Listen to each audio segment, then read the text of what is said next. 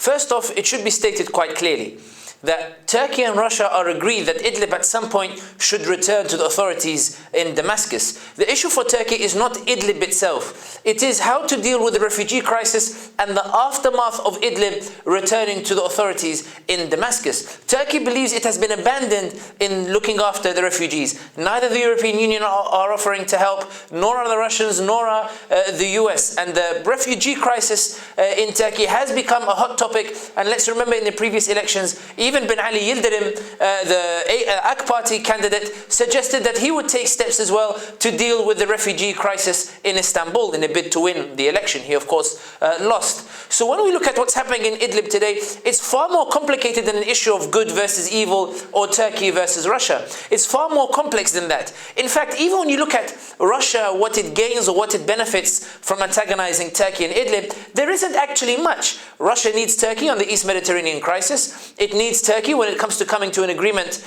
on Syria. It's cooperating with Turkey in the Balkans, providing investment in countries such as Serbia, which is trying to resist the harsh conditions of the accession process from the EU. There's a lot of advantages to the Turkish-Russian partnership. So it's hard to believe that Russia is willing to throw all of that away for the sake of Idlib, for the sake of Bashar al-Assad, which leads to the second scenario, which is that it is Bashar al-Assad trying to impose himself. We've always talked about Bashar al-Assad as having no agency in the Syrian conflict, that the Syrian conflict is simply Turkey, Russia and Iran.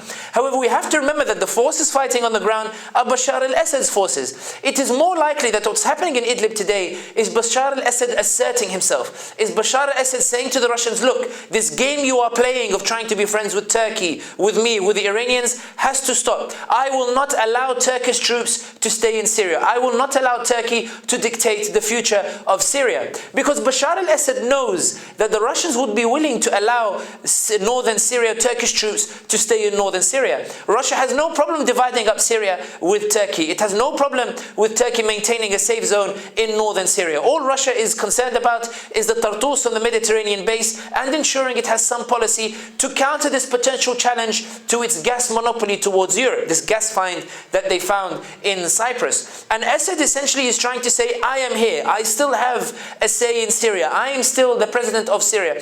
And Russia is caught in a very awkward situation. And I think even the Turks understand that Russia are caught in an awkward situation. When Turkey says that it will give 25 days for Syrians to withdraw from Idlib instead of 24 hours or 48 hours or 1 week, this is a clear sign. This is a sign from Turkey essentially saying, Russia, I don't blame you for this. I know it's Assad's problem, but let's sit down and talk because I really don't want to enter a conflict. I really don't want to go to war. I really don't want to go to battle. And Russia, sending a delegation to Ankara, opening dialogue with Ankara, they understand Turkey's concerns when it comes to Syria. And this is why when you look at Idlib, it is far more likely that the recent escalation is Bashar al-Assad essentially saying, Idlib is not a cake for you to divide. I am going to retake Idlib, and Russia, you have to choose between me and Turkey. And Syria, for Bashar al-Assad's perspective, is a very valuable prize for Russia, and just as valuable as Turkey. It shares a long coast on the Mediterranean. It's right next to the new gas find. Syria believes that in terms of strategic importance, it can be just as valuable to Russia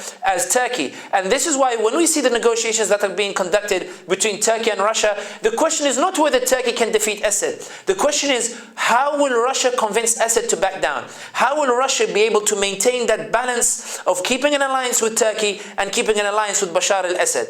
Some people will point out that Russia is bombing Idlib, it is conducting airstrikes, but it's worth remembering that although it is conducting airstrikes, it is conducting it on the basis that at some point Idlib will return to the Damascus Authority.